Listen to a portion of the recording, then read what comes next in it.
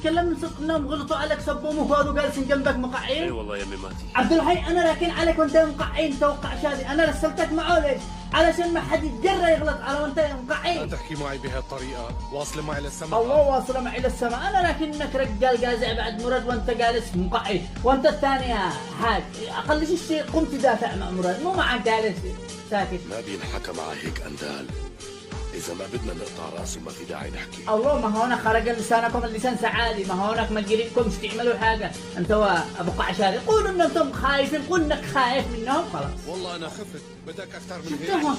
لو كنت انا اللي لو كنت امسك بهم الغلط. اذا حدا منكم لسه بده يحكي كلمه فوق كلمتي يروح يخدمهم لألن وخلاص.